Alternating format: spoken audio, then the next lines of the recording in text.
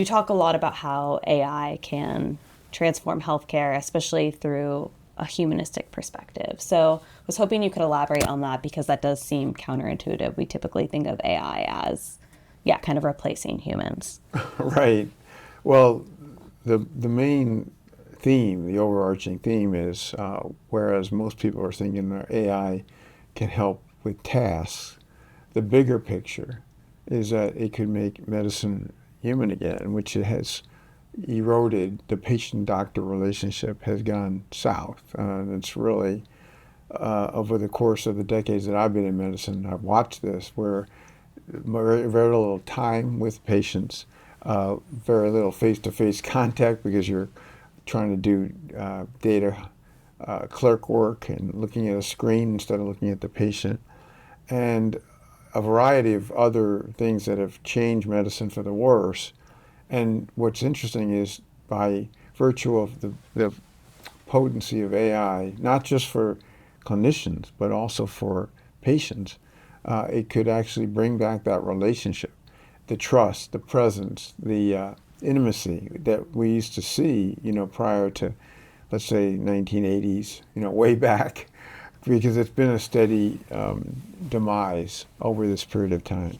Now, there are many ways that we can get there, but I'm confident that if we make that our key goal, rather than just the task per se, we have a shot at restoring the essential feature. What makes medicine is a human bond that the patient knows the doctor is really caring for them, and the doc realizes that that's their mission, not to, peck away at a keyboard, and all the other unfortunate things like pre-authorization and things that are not why you go to medical school or become a physician or a nurse.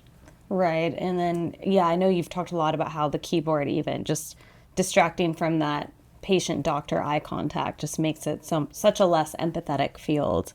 So, what are some of the ways that AI is currently changing the face of healthcare? I know it's an endless list, but maybe some of the top points that you find really exciting today. Well, when I wrote the book, it's actually written in 2018, published in 2019, so now it's like ancient history to me. In the field of AI, at least. Yeah. Yeah, but what was the big difference then and now? uh, Back then, in 2017, was the beginning, the incubation of large language models and what was called the transformer model, which was this multi-head attention where it could take data in a unique way and integrate it from multiple um, paths. And that evolved to the famous November 2023 ChatGPT release, which has now led to many large language models or the field of generative AI, which relies on this same transformer model. Now, back in when I wrote the book, this was theoretical. We were going to have a model that could take um, text, speech, or audio, and video images, and be able to work with all that data, which we can now. And so back when I wrote the book, it was envisioning that there would be this time, and in fact, it happened quicker than was suspected because we didn't have those models developed back then. Right. But the whole idea was, are we going to be able to take the data from every layer of a person, of a human being, and integrate that to know how to forecast their medical future? But one of the biggest surprise things was on, you mentioned empathy. So what is surprising, I wrote in the book, the last chapter is called Deep Empathy. Right. And I said, well, AI is never going to help that because that's a human feature, right? Well, it turns out AI has been shown study after study to promote human empathy. So, for example, if a doctor does a synthetic note where they have a conversation with a patient, it's automated, and the doc asks for the AI to review the note, it will say, well, Dr. Jones, you were not showing much sensitivity to the patient. You didn't listen about this or that. Why didn't you ask her about this? and it basically gives all this advice, coaching doctors, particularly doctors and nurses as well, other clinicians, how to be better, more compassionate communicators. And this is something I never had envisioned. So now what we're seeing are these generative AI capabilities that are extraordinary. And I wouldn't be surprised at all if in the future physicians are required to have their conversation, these synthetic notes reviewed X number just to get a critique. Right. Now, the AI doesn't know what empathy is, but because of its training, it has a good way to promote this. And that I think is exciting, and it's something most things I knew were where we were headed, but I didn't expect that one. And that I think is terrific because there can never be enough empathy. Absolutely. Yeah. Well, and it's nice that it's kind of in real time where it's checking the doctors, right? Like, oh, this is, so they're getting that real time feedback where hopefully in the future they could actually integrate that approach when they're speaking with their patients. It's in the back of their minds. I guess one question I have, are doctors receptive to that kind of feedback from AI? And they don't feel like it's kind of competitive or kind of like a nuisance that, with their own biases where it's like, oh, is AI really telling me how to be more human? Are they receptive to that kind of feedback? We'll see. It's still in the early days, and there will be many who are resistant. Usually it breaks down by age, where the digital natives understand that this is the future, and the older ones are not so willing to accept AI in general, no less for this feature. I should also mention that when there's been comparisons with patients to use a AI chatbot or the doctor, the responses that they get just from the AI chatbot are deemed more empathetic, no less. Wow. And that's sad. So there's a lot of room to improve empathy, and I'm hoping that physicians will be receptive, but we don't know yet because it's still early. There's probably more now than 10 studies that have shown this. It's a new feature that I think hasn't yet gotten a full realization of where we're headed. When I say to a room full of physicians that we're all going to be required to do this, they look at me, with Really? Do we have some to? side eyes. Yeah. So we're not there yet. Yeah, that makes sense. Well, especially because I know, as we've mentioned even in this episode, work-life balance for physicians is still not as ideal as it can be and for others in the healthcare field. So I can imagine just kind of another task that they might have to deal with, even if hopefully it makes their lives easier, can be kind of difficult to comprehend. Yeah, and resistant. it's worth mentioning that some of these synthetic note AI scribes, if you will, but it's much bigger than just taking that conversation and making it into text with audio links. It's also doing all these functions like coding and prescriptions and repeat visits and tests, and it arranges everything, Right. including pre-authorization and dealing with insurance companies. Now, that's saving about 3 hours a day in some health systems that are adopting this widely, of what's called pajama time, or after hours having to deal with all these electronic records, no less during hours. So we're already seeing now this reshaping of the potential relationship with patients, because not having to be burdened as a data clerk, just relying on the automated use of AI. Yeah, that's amazing because people, you would think, go into the medical field to help patients and have that human-human connection. So if they can relieve some of that administrative burden, you would hope that more people would be interested in going to this field. There would be less burnout and patient outcomes would be that much better. Well, I think that we're well on our way for that one. The next thing, of course, is bringing down the error rate, which there we have some amazing advantages of AI by the fact that the machine eyes or digital eyes are so much better than human eyes. They can see things that we'll never see. And so whether it's scans or whether it's pulling together data from electronic records and other layers of data, making the correct diagnosis, which is often missed, is a feature that we're going to see much more of with the help of AI, always with the human in the loop of oversight. So the AI is not the only Exactly. party to it, but it's going to be a big shakeup because medical diagnosis is not where it should be, and this is going to be a big improvement. I think in 2018 or 2019, you had said 12 million people in the US alone were misdiagnosed per year. Has that number changed at all in the last 5 years? Has it gotten better with some of these AI technologies being more implemented, or?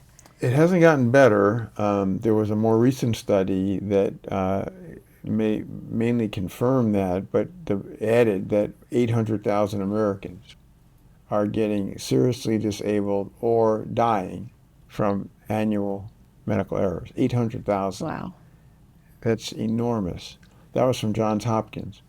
So no, it hasn't gotten better because there's very little implementation of AI. Yeah. It's mainly been, a focus of research studies, startup companies that don't do a very good job of doing clinical research, so that their data, it's not transparent. They get FDA authorizations, but they're not trusted by the medical community. So we're still in the very early phase. There's some examples that are showing the way, but for the most part, we're just getting barely to first base here as to where AI is going to have an effect on error rates. Where it's too early to be able to say. I'm confident it will, but medicine moves slowly, and so it'll take time. It'll take some time.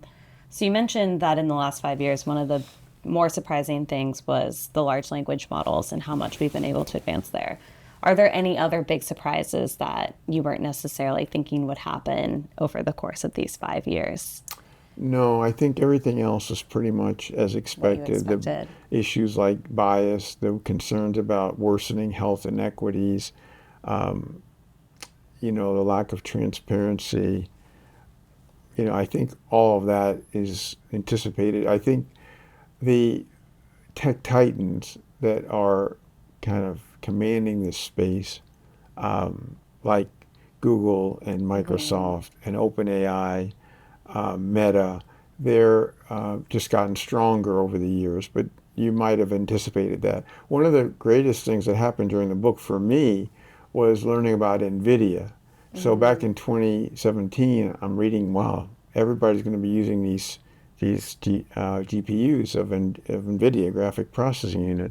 So I did a cold call to Jensen Huang, who is the CEO, and his team at NVIDIA. I just flew up there to, San Jose and, Ubered over there and met with, and that was eye-opening because I could see years before that they were going to become this,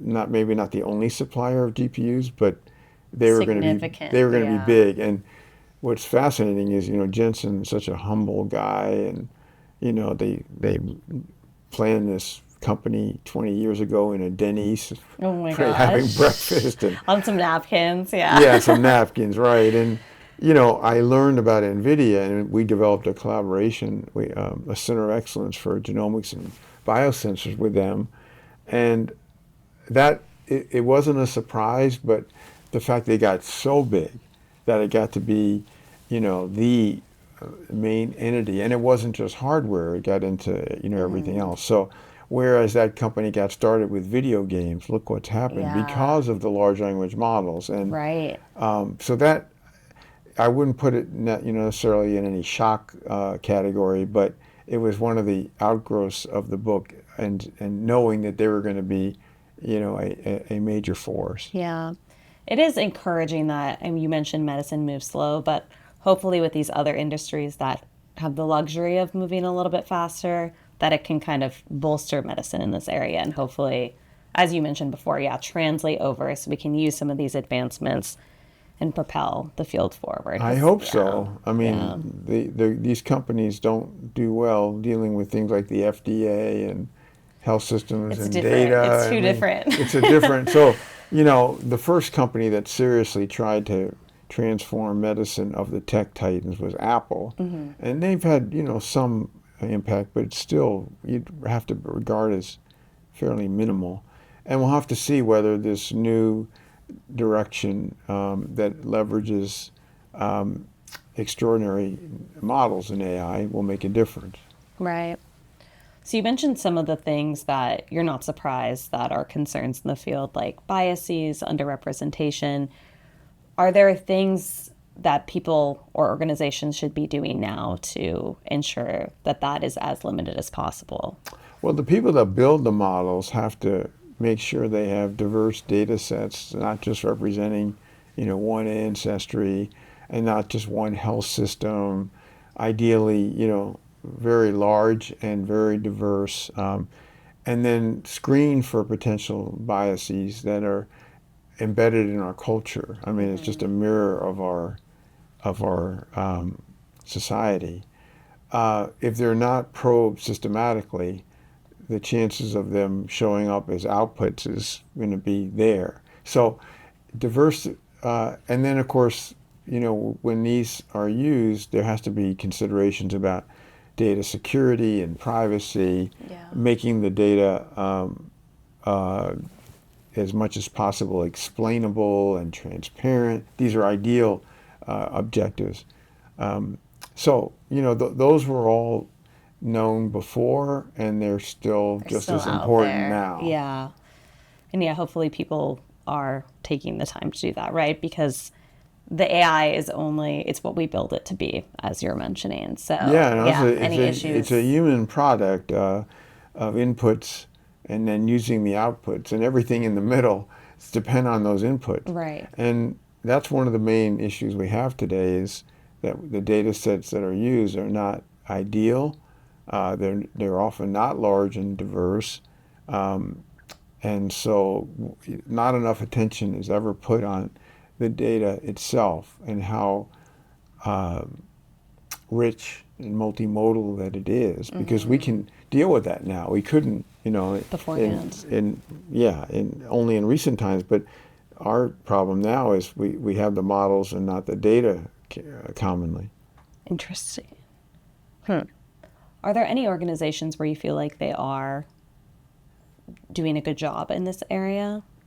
I think the same problem exists Everywhere, yeah. Yeah, I mean, it's easier in life science because you might have hundreds of thousands of genomes and maybe, other omics, and that's an advantage in the life science side, also in the drug discovery of AI. But in the medical side, our data sets are relatively limited. And that once you have something that's great, where you have multimodal data, we're all dressed up to handle that.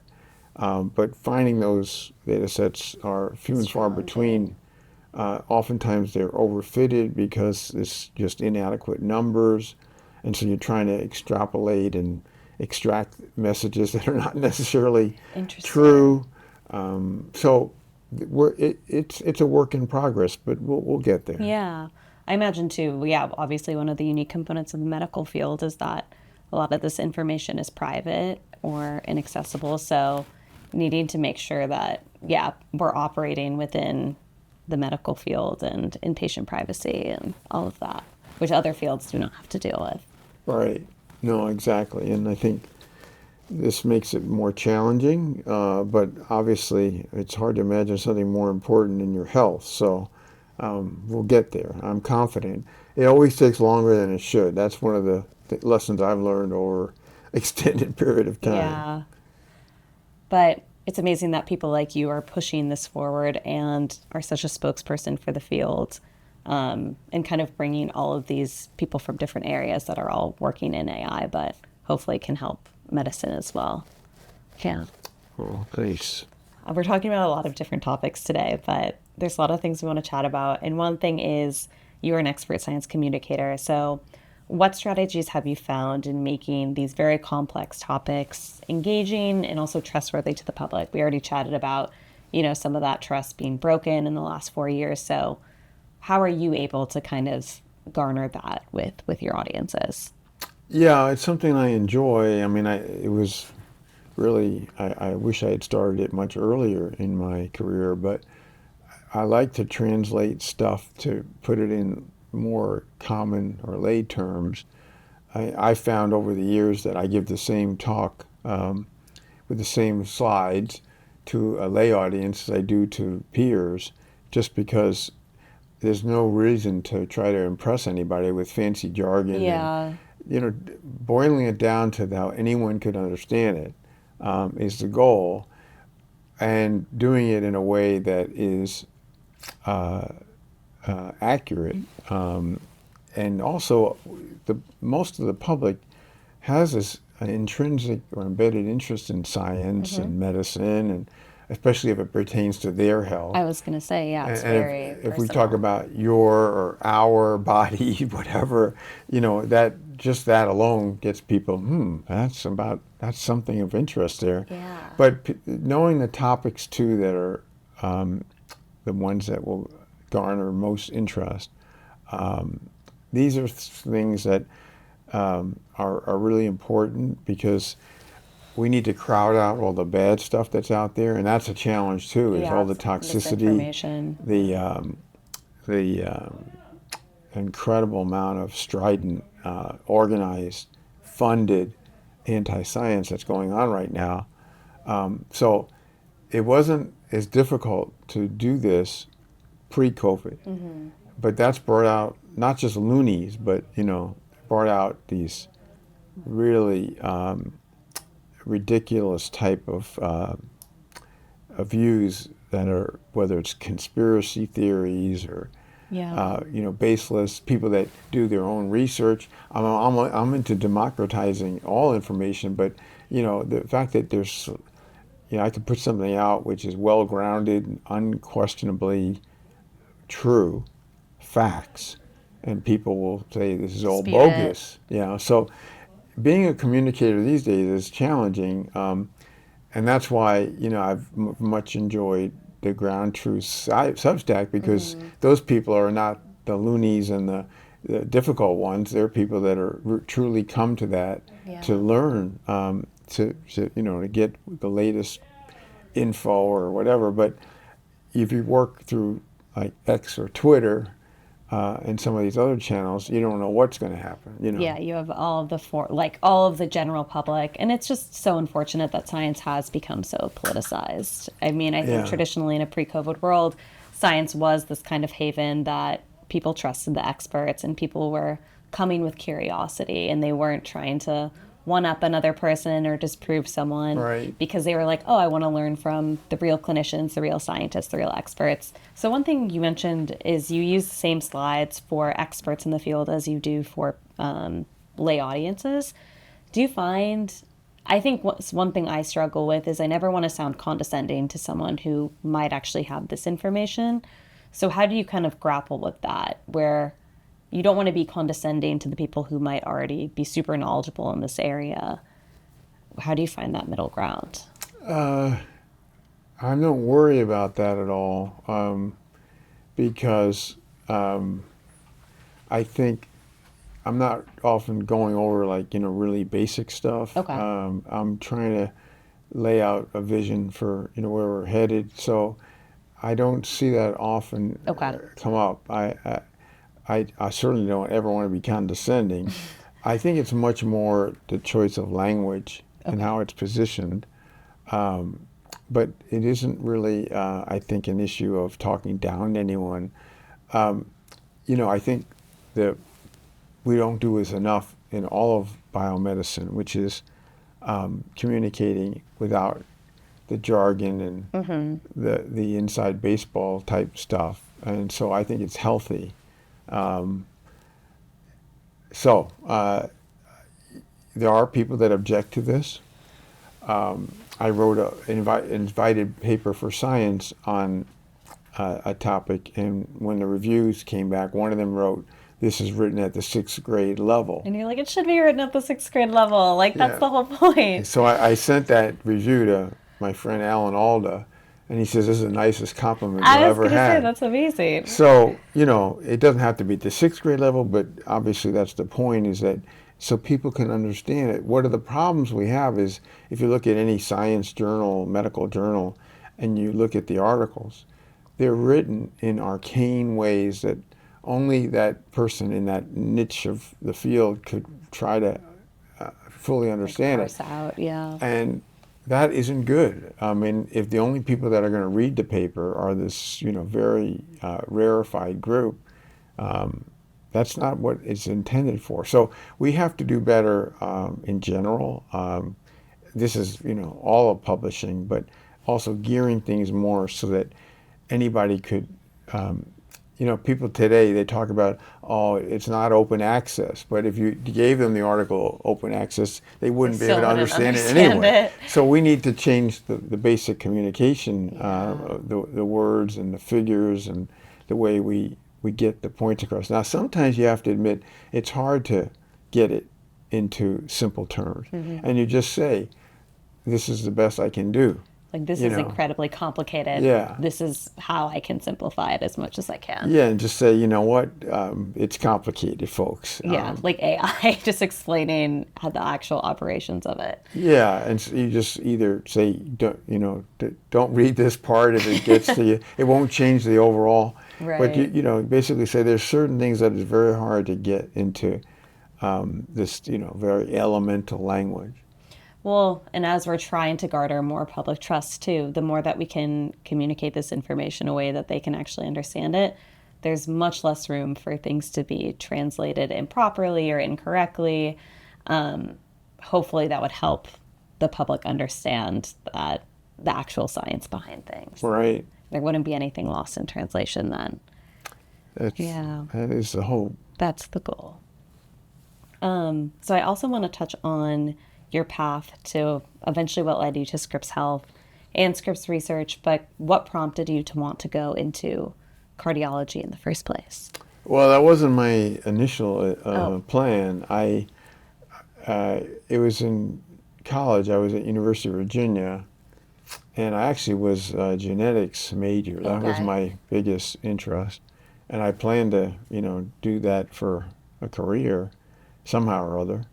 And what happened was I was working part-time night shift as a respiratory technician. It was a job that I could get that it paid well and it was interesting, and it's changing the equipment. And during that, I started to get familiar with, in the intensive care unit, when I was changing the ventilator equipment, that some of these people who I thought were going to die, it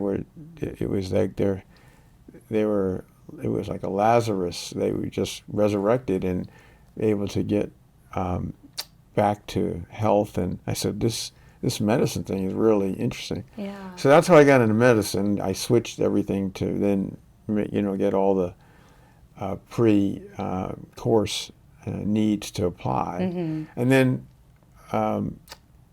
what happened after that is I then decided I would work in diabetes, because my father was a insulin-dependent diabetic and had every complication known to mankind. So I went to medical school and residency to become an endocrinologist, and then I had a mentor, Kanu Chatterjee, who told me I have to be a cardiologist. That's what I was meant to be. That. So that's how I did that, and forever grateful to him for his influence. And then later, as a cardiologist, I was able to get back to genetics. And then after being at Cleveland Clinic, having started a medical school and overseeing all their academics as well as the Heart Center work, I then said, well, what am I going to do next? And this was the place I came, Scripps Research and Scripps Health, because I thought we could get a whole new institute started based on not just human genomics, but as it turned out, digital. And so we became the first academic digital medicine entity in the country. And we're trying to, bring together these different layers of data about people to understand our individuality. So that's basically the short story of the work that led to, where we are now. And now it's been almost 17 years of Yeah. our script research translational. It's Yeah. amazing. Well, and also with the two All of Us grants that you've received is amazing too, to really push forward this individualized medicine approach and really hammer in on the specific drivers of individual disease and how we can actually intervene at a very personal level. Right. Exactly. So, what for your mentor that said you had to go into cardiology? Why specifically did he? What was it about cardiology specifically that he's like, you have to go into this? Well, he could see how, on rounds and all our interactions, how, I was really into it and gleaming and excited. And he nurtured that passion that I had. And again, it was a replay of what I had seen in college, which was these patients got better. We had all these things we could do for them. We could open up their arteries. We could, fix their heart rhythm problems. There was just so much we could do. We could dissolve clots. And it was just a unique time. This is now the early 80s, and the field of cardiology was going through a revolution. I just happened to be at the right time, in the right place, and the right mentor. So yeah, it was a lot of great things were happening. I was excited. I never wanted to leave the hospital because it was just so much. Yeah. I didn't ever want to miss anything. Reading everything Well, it's just I could. like so exhilarating. I can imagine where it's like you can change people's lives, and especially in a field where it felt very, you could intervene, right? You could actually change the course of how Yes. someone was doing. So I can imagine that would be very addictive. Yes, definitely. So today, I guess looking out across like cardiology and doing so much of your translational work and digital work here, sorry, my microphone is messed up. What would you say is the most rewarding aspect of your work? Well, it's the impact on patients that, when we have come up with ideas that have really helped to improve, promote human health. So we did one of the very first, even though the first large digital clinical trial, sightless, some people call it decentralized, and now everybody's doing these. But it changed medical research. There was this contraption known as the Holter monitor, and it was invented, 50 years ago with all these leads and to get a person's heart rhythm, and we were able to validate a little patch that you could just like a Band-Aid you could put on your chest, and it could take your heart rhythm for up to a couple of weeks every single beat.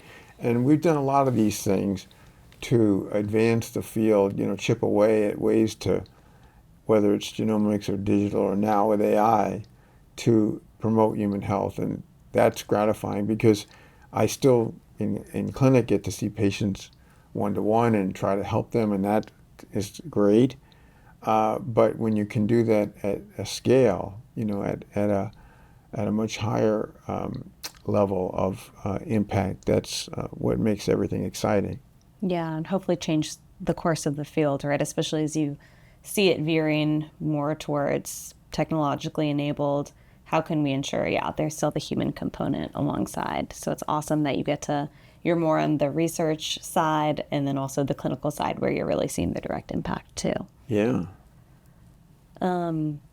So what would you say is the most challenging? I know we talked about some of the difficulties in being patient and having to wait for these things to be implemented.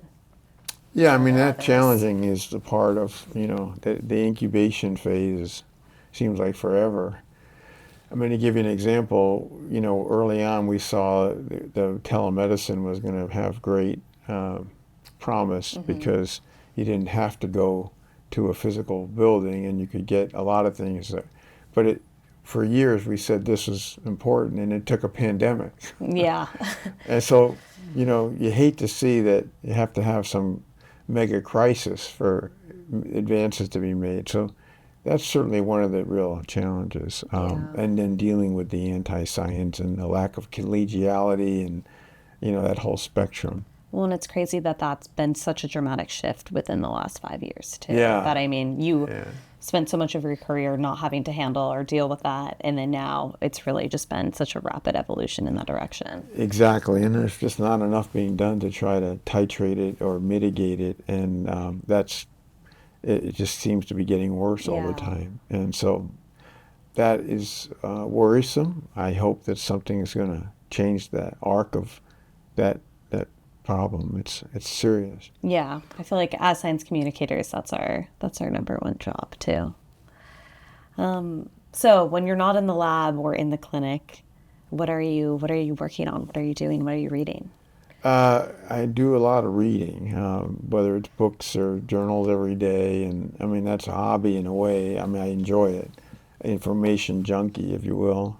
But otherwise, I love to hike. I hang out a lot with our grandkids, help them with their homework, do stuff with them, play chess with my 10-year-old who's like a Oh prodigy, my gosh.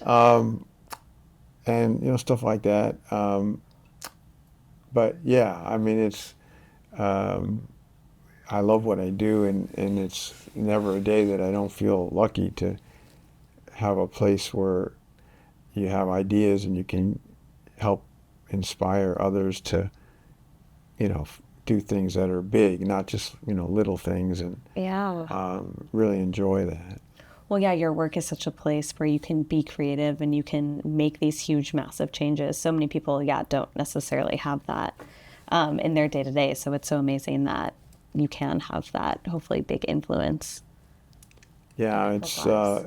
having been in other jobs. I've had 3 jobs in my career: University of Michigan on the faculty, running the cath lab there, and then Cleveland Clinic, and here. And this is unique because this is a haven for ideas and uh, crosstalk with cross disciplines for Yeah. trying to go from an idea to a project to an impact.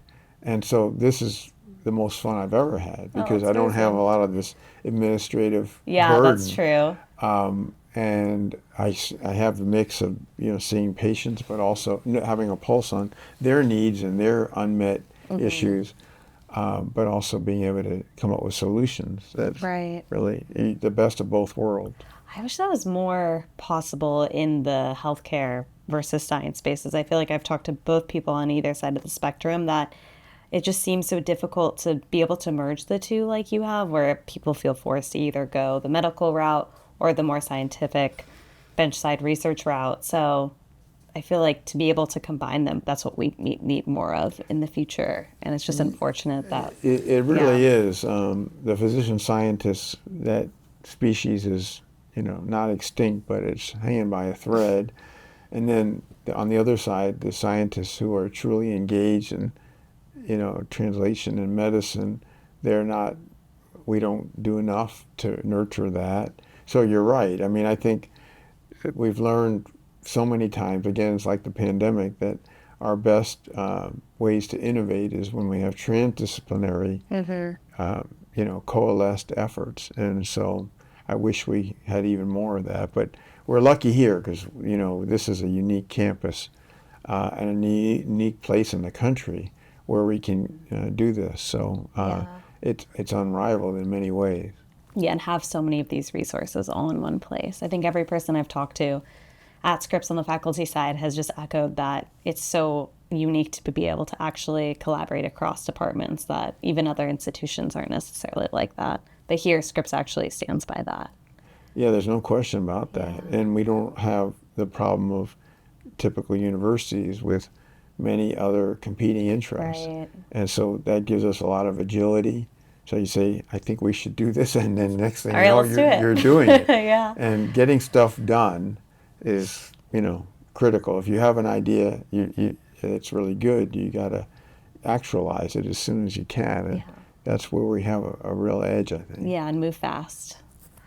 Okay, final roundup question that we ask all of our guests.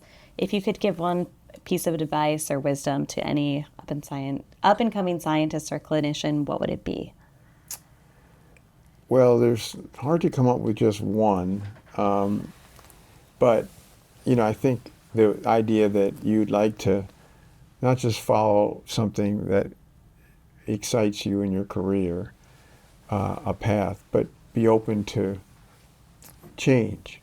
Be open to, as I, moved across different areas, whether it was genetics, then, the idea of digital, or, whether it's regular cardiology to, much more research-based, and, working with induced pluripotent stem cells, and I never thought I'd be doing that, and, various things. So the idea is you start something that really gets you intrigued and revved up, and then you don't necessarily have to lock into that. In fact, you may get more excited that you don't ever have to give up that first area, but diversify is okay. Some people say you just should just stay on it and become the world authority on this particular Yeah. thing. I get restless and I get bored if I did that. I could never do that. Yeah. So I think one major point is that there's a little too much of this laser focus, that it's okay to have more than one interest, and you're never really giving up the one that you had, is that you're adding on. And you need to have lots of, at least for me, the stimulation that it provides is then its challenges, and it makes you, I think, even more into your work, and your, hopefully, what the success of what you're going to get out of it. The other one we mentioned, though, just as a second high order, is communication. That we never. I always try to talk to all the folks I work with, particularly the young folks, about how critical it is that you are communicating at a level that anyone can understand. If I can explain it to my 10-year-old grandson, no less the younger grandkids, I feel like I'm doing that. But we Yeah. don't practice that enough, and we don't emphasize it enough. So hopefully that's going to be something. It took me, into late 40s and 50s to realize how important that How was. necessary it I, was. I hope people start to realize that in their 20s, because if you want to get grant support, public support, have to be able to really make the clarity of your efforts and the importance, that it's obvious, that it's something that, anybody, the little boy on the street would know, hey, what that person's working on is really great. And we're not there yet by any means. The young people still don't get that. All you have to do is open up a journal and look at the titles of the articles, and you already See how lost them. dense it is. You haven't even gone into the papers yet. Right. So we have to simplify and make it, readily understandable. So that one, I think, is a wisdom that it took me too long. I didn't have a mentor to tell me how coach important you it with- was. yeah. I just found out by accident that, and that's why, I've written another book and will continue to write, whether it's op-eds or essays or Substack, because I enjoy it, but I also know I get the positive responses from people that like reading it and learning from it. I was going to say definitely on the learning component too. I also think communication has changed so drastically. How we communicate, the methods of communication have changed so drastically over the last 20 years. And so I think it's of paramount importance now. Even it's always been important, but I think even more so now as we ingest so much more content and as we're communicating in ways we never have before, we need good science communication. That's Yeah. just what it comes down to. We can do it. Yeah, We just have to go absolutely. after it. Right. Oh, it was so great to talk with you and learn from you Thank today. you. So thank No, you. I really enjoyed it.